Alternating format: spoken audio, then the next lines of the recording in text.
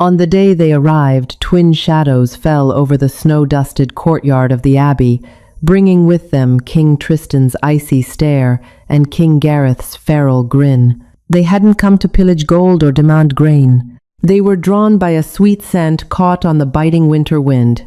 They came for her. Winter in the northern territories of Æthelgard was brutal, unforgiving, and painted in shades of grey. Gabrielle was hidden within the stone walls of Street Jude's Abbey, a sanctuary nestled deep within the jagged peaks of the Frostfall Mountains. Her father, Lord Worthington, had paid the abbot a small fortune to keep her locked away in the highest tower, away from the politics of the pack and, more importantly, away from the Alpha Kings. She was an Omega. In a world ruled by strength, blood, and the raw power of the wolf, a virgin Omega of noble blood was a commodity more precious than gold. They were peace weavers, mate bonds meant to calm the violent tempests of Alpha rulers. But her father knew the twin rulers of Æthelgard were not men who could be tamed. Tristan and Gareth ruled together a terrifying anomaly in their history. Twins born with equal dominance, sharing a single throne. They were ruthless, expanding their borders through fire and iron, leaving broken packs in their wake. For 19 years, her scent was masked by heavy incense, her existence reduced to whispers, until the day the tithe fell short. Gabrielle remembered the trembling of the stone floors. It wasn't an earthquake. It was the synchronized march of armored cavalry. From her narrow, iron-barred window, she watched as 100 lichen warriors, cloaked in dark furs and bearing the twin wolf crest, swarmed the abbey courtyard. At their center rode the kings. Tristan sat perfectly still on a massive black destrier, his silver hair catching the pale sunlight, his expression carved from marble. Beside him, Gareth rode a roan stallion, pacing restlessly. Gareth's dark hair was wild, a stark contrast to his brother, and his golden eyes constantly scanned the perimeter. They were two halves of a terrifying whole. Lord Worthington. Tristan's voice carried over the wind, smooth, cultured, and laced with absolute authority. The harvest has failed. Your tithe is empty. The crown demands its due. Her father, trembling in his thick winter cloak, stepped out of the heavy oak doors of the abbey. My kings, the winter was harsh. The crops perished beneath the frost. I beg for an extension. Gareth laughed, a low, guttural sound that made the hair on the back of Gabrielle's neck stand up. He dismounted in one fluid motion, his boots crunching heavily in the blood-stained snow where a guard had already been struck down for drawing a sword. We do not deal in extensions, Worthington. We take what is owed. Gareth stepped closer, his nose suddenly twitching. He froze. His head snapped toward the abbey walls. A heavy, suffocating silence fell over the courtyard. Up in her tower, Gabrielle clamped her hand over her mouth, her heart hammering wildly against her ribs. She had missed her morning dose of wolfsbane tea, the bitter brew that dulled her scent. The incense in the room was burning low. Tristan, noticing his brother's sudden stillness, dismounted. He walked to Gareth's side, his own silver eyes narrowing. Tristan inhaled deeply. "Pine needles," Gareth whispered, his voice suddenly thick, echoing off the stone walls. "Wild honey and rain." "Omega," Tristan finished, his voice dropping to a dangerous baritone. Her father threw himself to his knees. "No, my kings, please. There is nothing here but monks and orphans. I swear it on my life." "Your life," Tristan said coldly, drawing his broadsword, "is forfeit if you lie." They didn't wait for his permission. The massive oak doors splintered inward as Gareth kicked them off their iron hinges. The sounds of screams and shouting echoed up the spiral staircase. Gabrielle backed away from the window, frantically searching for a place to hide. Under the bed, behind the tapestries, there was nowhere. Heavy, predatory footsteps pounded up the stone stairs. They were moving too fast for human men. The heavy wooden door of her sanctuary trembled, then shattered inward, raining splinters across the floor. They stood in the ruined doorway. Tristan's sword was drawn, though unbloodied, while Gareth's hands were curled into fists, his claws fully extended, his eyes glowing a vibrant, supernatural gold. When their eyes locked onto her, the air in the room vanished. The raw, oppressive weight of their combined alpha auras forced Gabrielle to her knees. She couldn't breathe. She couldn't move. The biological imperative of her omega nature screamed at her to submit, to bare her neck, to yield. Gareth was the first to move. He crossed the room in a blur, dropping to his knees before her. His massive, calloused hand reached out, trembling slightly, before his fingers gently cupped her jaw. The contrast between his terrifying strength and his delicate touch was jarring. "Mine," Gareth growled, the sound vibrating deep in his chest. "Ours," Tristan corrected, stepping into the room with measured, deliberate steps. He sheathed his sword, his eyes fixed on her with a burning intensity that stripped her bare. "What is your name, little bird?" "Gabrielle," she choked out, tears of terror stinging her eyes. "Gabrielle," Tristan repeated, testing the syllables on his tongue. He stepped behind her, his gloved hand resting heavily on her shoulder. "Your father hid our mate from us, Gabrielle. That is a crime punishable by death, but for you, we will let him live. You, however, belong to the crown now." She tried to pull away from Gareth's grip, her panic overriding her instincts.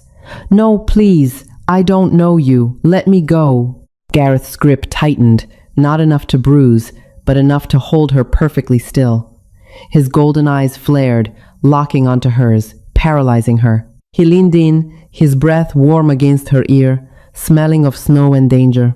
"Don't struggle," Gareth whispered, his voice a dark, velvet promise.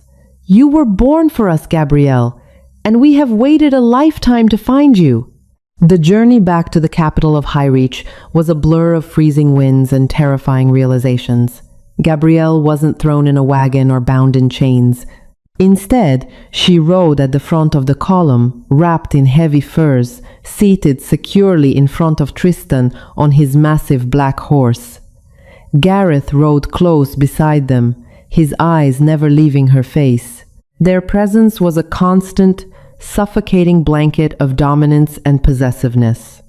Highreach was an impenetrable fortress of dark granite, perched on the edge of a jagged cliff overlooking the crashing waves of the Iron Sea. It was a place of war and strategy, completely devoid of warmth. Yet, the chambers they placed her in were staggering in their luxury. Thick Persian rugs covered the cold stone floors, tapestries woven with gold thread adorned the walls, and a roaring fire heated the massive suite. But a cage with gold bars is still a cage. For the first week, the twin kings did not touch her. They visited her daily, studying her like a rare, precious artifact. She learned quickly that despite their identical faces, they were entirely different creatures. Tristan was the mind calculating, observant, and cold.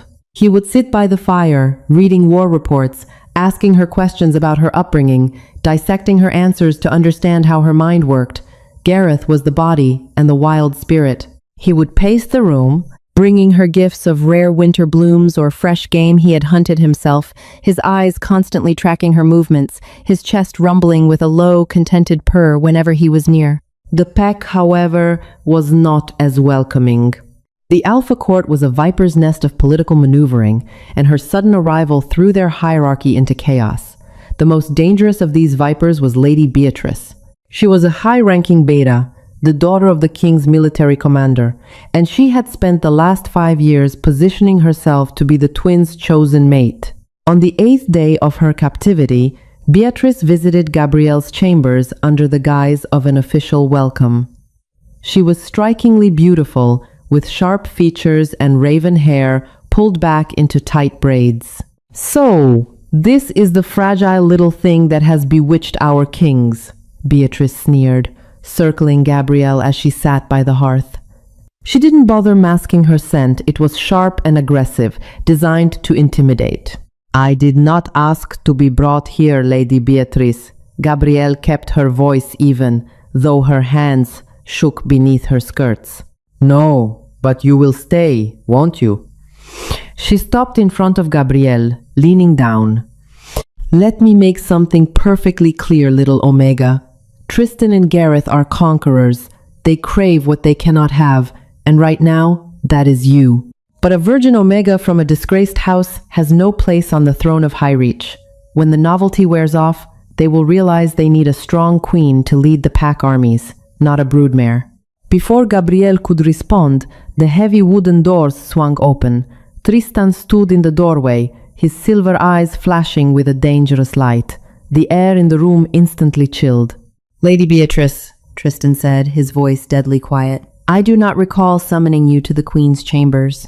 Beatrice paled, immediately dropping into a deep curtsy. "My king, I only wish to introduce myself to Lady Gabrielle." "She is not Lady Gabrielle to you," Gareth snarled, stepping out from behind his brother. His teeth were bared, his wolf barely contained beneath his human skin. "She is your queen, and if you ever step foot in these chambers again without her express invitation, I will tear your throat out and feed it to the hounds." Beatrice scrambled out of the room, her aggressive scent turning to one of pure terror. When the door clicked shut, the oppressive tension in the room shifted. Gareth crossed the distance between them in 3 strides, dropping to his knees beside Gabrielle's chair. He buried his face in the furs on her lap, breathing in her scent deeply to calm his raging wolf. Tristan walked over slowly, pouring a goblet of wine and handing it to her.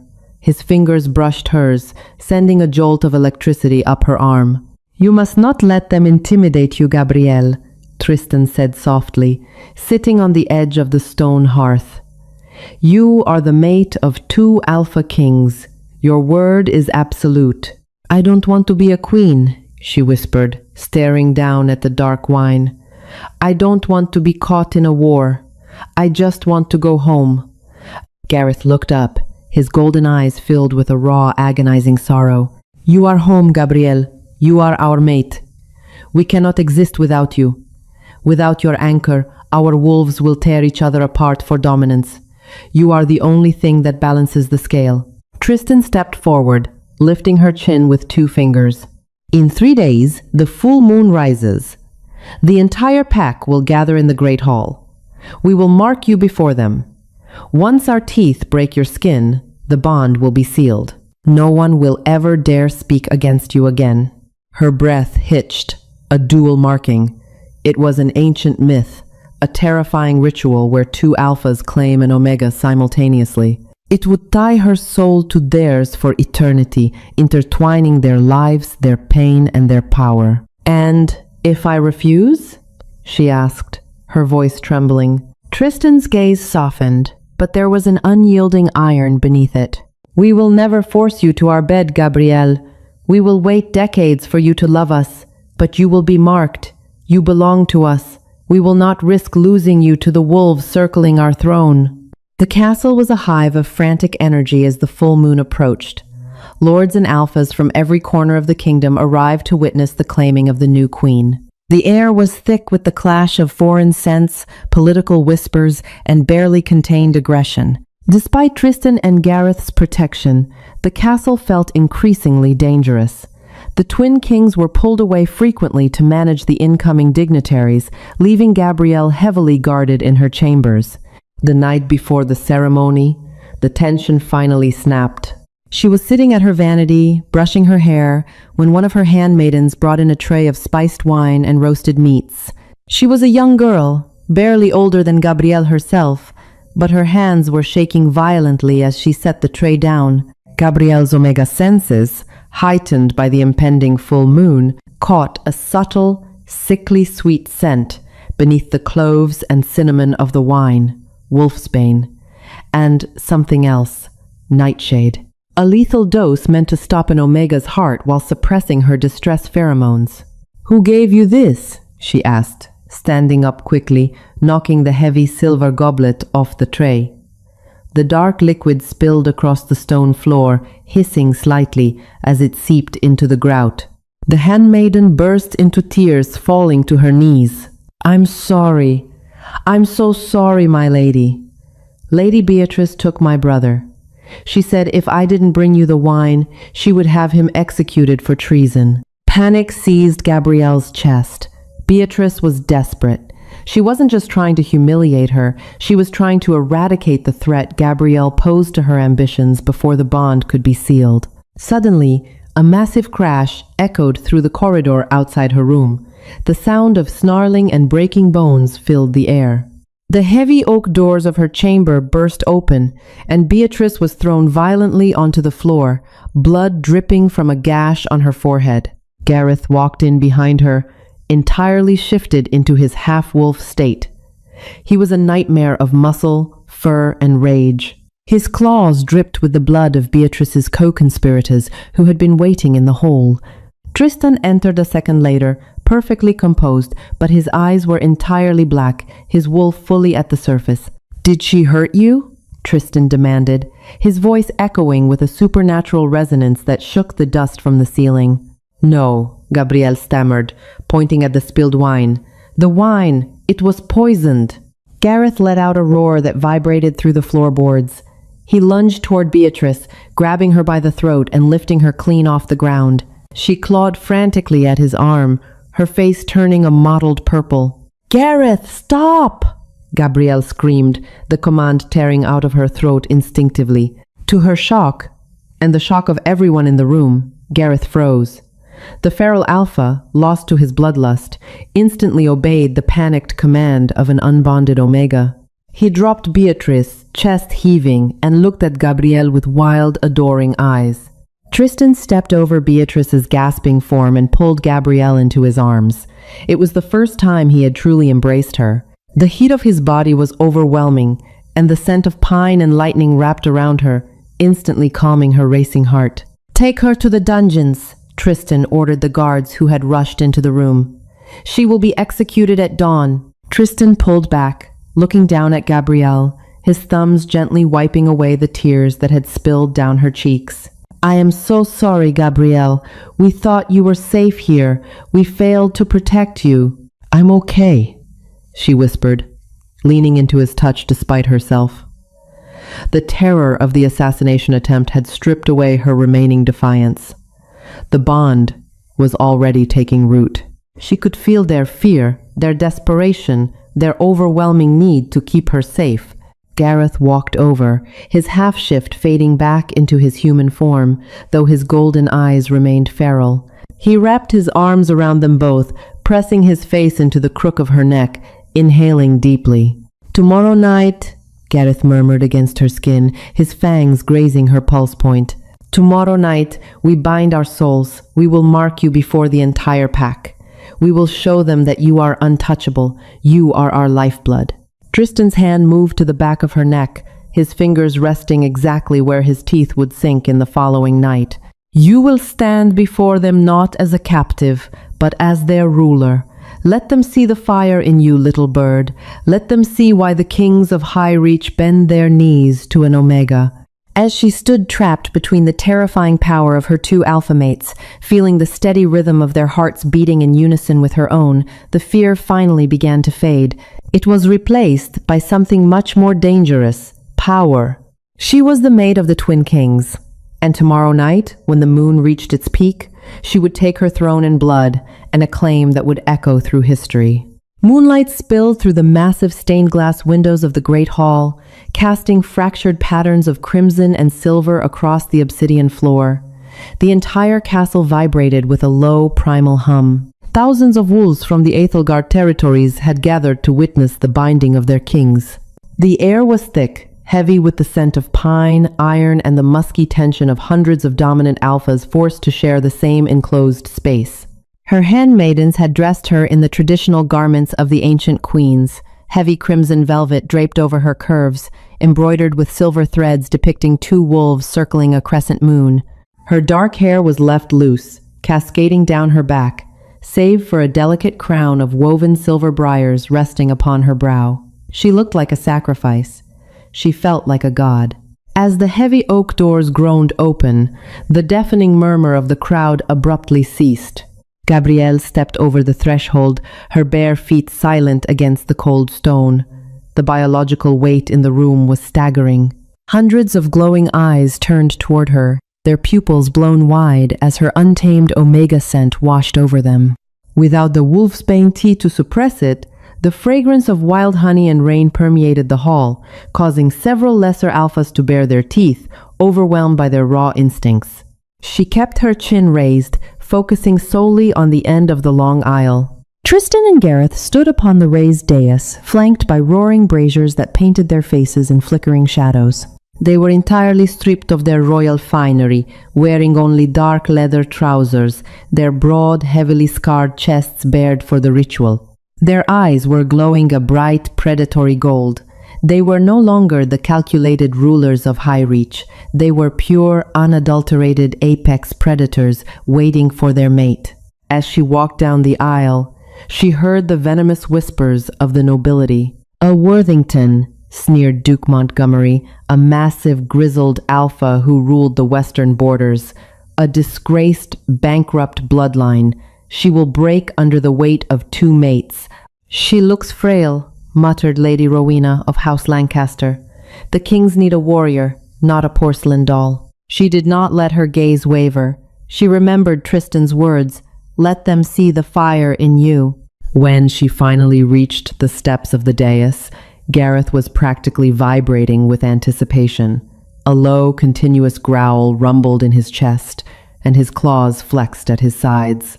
Tristan remained motionless, but the intensity in his gaze was a physical weight, pinning her in place. Priest Alden, an ancient wolf with blind, milky eyes, stepped forward holding a chalice of silver and bone. He raised his hands, signaling the beginning of the most sacred and terrifying rite in their history. "We gather beneath the eye of the blood moon," Priest Alden's voice rasped, carrying effortlessly through the cavernous hall, "to witness the tethering of souls. For generations, the Alpha stands alone, a tempest of war and blood. Only the Omega can anchor the storm. Tonight, 2 tempests seek their calm." Alden approached her, dipping 2 fingers into the chalice. He painted a streak of crimson across her forehead, the scent of crushed herbs and wolf blood sharp in her nose. "Gabrielle of House Worthington," Alden spoke directly to her, "do you willingly offer your soul, your flesh, and your blood to Tristan and Gareth of Ethelgard, to bear their mark, to share their pain, and to stand as their equal in the shadows of war?" Her voice, when she spoke, did not tremble. It rang out clear as a bell. "I do." Gareth let out a breathless sound, dropping to one knee before her, unable to contain his reverence. Tristan stepped down from the dais, taking her right hand in his, while Gareth pressed his face against her left palm. "We do not simply take you, Gabrielle," Tristan stated, his voice a deep baritone that resonated through the floorboards, meant for the entire pack to hear. "We surrender to you." A gasp rippled through the assembled nobility. Alphas did not surrender. They conquered, they commanded, but the twin kings of Ethelgard were bowing their heads, exposing their throats to her in the ultimate display of submission. It was a calculated, brilliant political maneuver. They were showing the kingdom that she was not a captive prize, but their undeniable weakness and their greatest strength. Tristan rose, his silver eyes flashing gold as his wolf clawed its way to the surface. He stepped behind her right shoulder, while Gareth rose to tower over her left. The heat radiating from their bodies was like a furnace. Her pulse hammered frantically against her throat, a frantic fluttering bird trapped in a cage of ribs. "Don't struggle, little bird," Tristan whispered against her ear, his breath hot on her skin. "Let us in," Gareth growled against her other ear, his fangs grazing the sensitive flesh of her neck. She closed her eyes and tilted her head forward, baring her throat entirely. They struck simultaneously. The pain was sharp and blinding. 4 elongated fangs pierced the juncture of her neck and shoulders in perfect synchrony. A choked cry tore from her lips, but neither of them relented. Instead, they held her tight against their chests as their venom flooded her bloodstream. The physical pain vanished instantly, replaced by a searing, euphoric heat that started in her chest and exploded outward. It was as if her mind had been a dark, quiet room, and suddenly 2 massive doors were kicked open, flooding her consciousness with blinding light and deafening sound. She felt Gareth, She felt his wild, chaotic joy, his deep-seated terror of being alone, his ferocious loyalty, and a love so overwhelming it brought tears to her eyes. She felt Tristan. She felt his cold, brilliant, strategic mind, the heavy, exhausting burden of his crown, his fiercely guarded heart, and a possessive devotion that bordered on madness. Their souls tangled, weaving together like a braided cord of silver, iron, and fire. She was them, and they were her. But then, something else happened. As their fangs remained buried in her skin, drinking her blood to seal the bond, a dormant, ancient power within her veins ignited. Her mother had always told her their bloodline was special, that her father hid her not just because she was an Omega, but because of what kind of Omega she was. A shockwave of pure, iridescent silver light erupted from her body. It hit Tristan and Gareth first, forcing them to break the bite with gasps of absolute shock. The shockwave expanded, sweeping across the great hall. Every single wolf in the room, from the lowest servant to Duke Montgomery, collapsed to their knees. The sheer, crushing weight of her awakened aura was entirely different from an alpha's aggressive dominance. It was a commanding, biological absolute. It was the aura of a Luna Supreme, a mythical royal Omega, a bloodline thought to have been eradicated a millennia ago for being too dangerous. She didn't just calm alphas, she could control them. Tristan and Gareth stared at her, wiping a trickle of her blood from their chins. They weren't angry. They looked completely, utterly awestruck. "My queen," Gareth breathed, bowing his head until his forehead touched the stone floor. She stood there, her neck bleeding slowly, her veins humming with a power that could bring empires to their knees. For the first time in her life, she wasn't afraid. But the silence of her triumph was destined to be shattered. "Treason!" The roar tore through the stunned silence of the great hall like a battering ram. From the shadows of the rear arches, Commander Alaric stepped forward. He was a colossal beta, heavily scarred from decades of war, and his face was twisted in a mask of grief and pure, unadulterated rage. He was Lady Beatrice's father, and he had just watched his daughter be executed at dawn, only to see the kings kneel before the woman who took her place. Alaric was not alone. Behind him, 36 elite royal guards, wolves, loyal to his command, drew their broadswords. The ringing of steel echoed ominously, shattering the sacred peace of the claiming ceremony. "They are bewitched," Alaric bellowed, pointing a massive armored finger at Tristan and Gareth. "The twin kings have gone mad.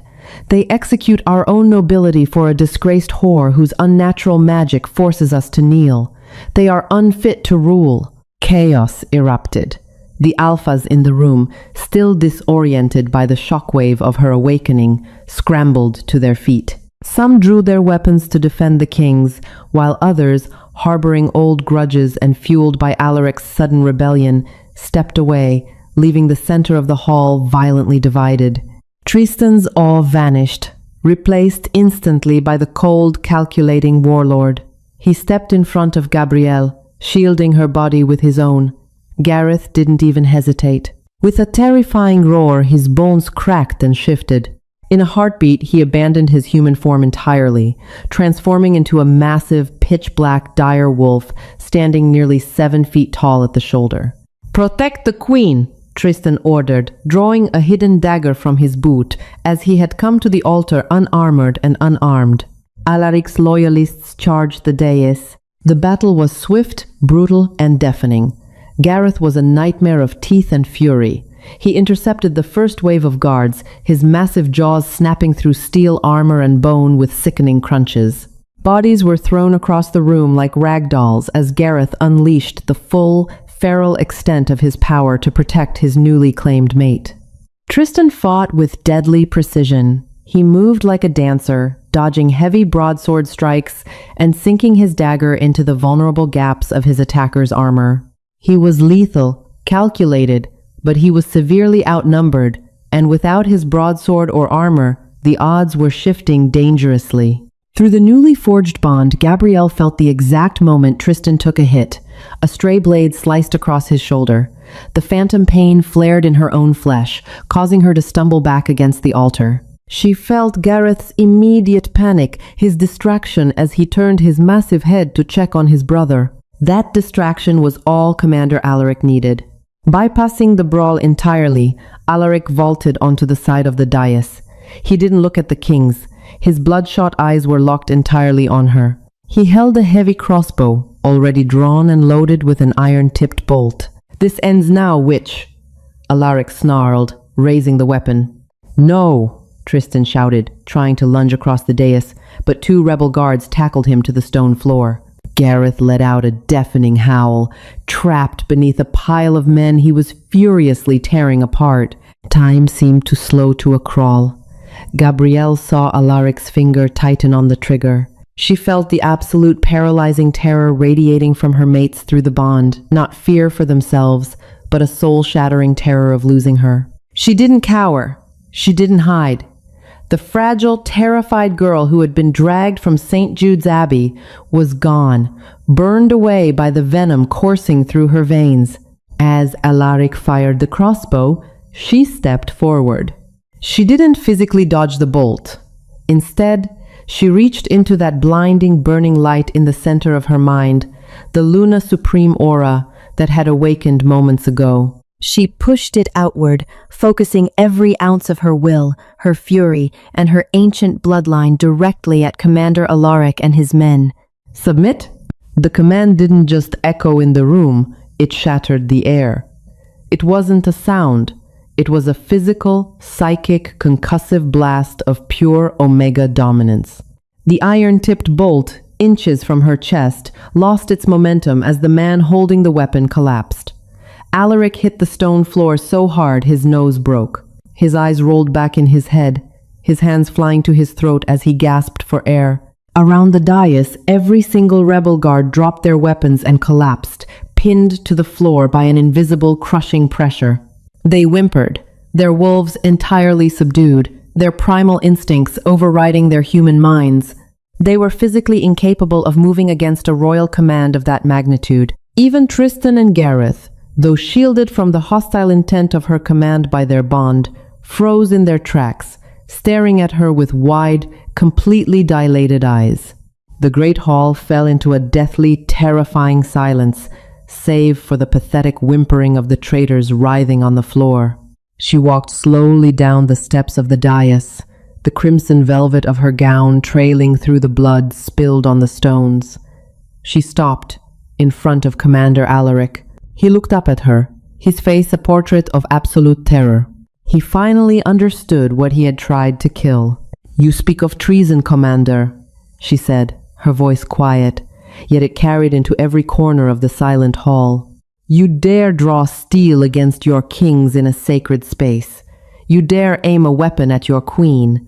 My mates are merciful, I am not." She looked over at Tristan, who had regained his footing. He didn't need her to speak the words. The bond conveyed her judgment. Tristan picked up a fallen broadsword. He walked over, his expression carved from ice, and with one swift, merciless swing, severed Commander Alaric's head from his shoulders. The heavy thud of the head hitting the stone was the only sound in the room.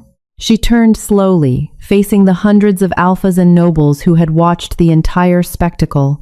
She let her aura flare one last time, a warm, heavy blanket that demanded absolute loyalty. "Ethelgard stands united," she proclaimed, locking eyes with Duke Montgomery, who immediately dropped to his knees, trembling. "Any man who questions the throne, who questions the twin kings, or who questions my place beside them, will meet the same fate. Do I make myself clear?" As one massive, synchronized wave, every single wolf in the great hall, nobles, warriors, and servants alike, dropped to their knees and bowed their heads.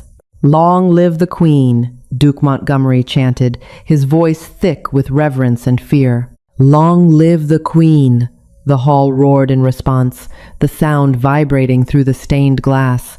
Gareth, having shifted back into his human form, approached her. He was covered in blood, his chest heaving, but his golden eyes were entirely focused on her. He fell to his knees, pressing a reverent kiss to the hem of her blood-stained gown. Tristan stood beside him, dropping his sword and dropping to one knee as well, bowing his head.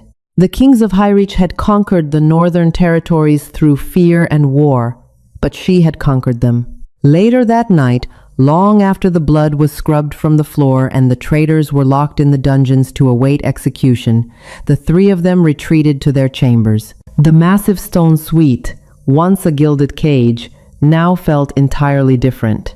It felt like a sanctuary. She stood by the roaring fire, looking out the massive window at the iron-gray sea below. The adrenaline of the evening had finally faded, leaving a comfortable, deep-seated warmth in her chest.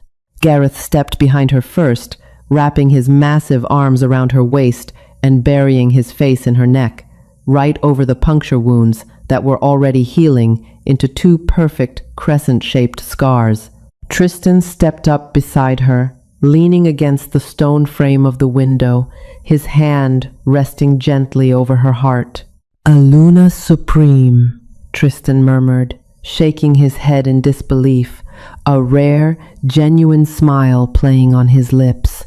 "Your father knew. He knew if the world discovered what you were, every king on the continent would have waged war to possess you." "Let them try," Gareth grumbled against her skin, his arms tightening possessively. "I will slaughter them all. You are ours." She leaned back into Gareth's warmth, reaching out to thread her fingers through Tristan's silver hair.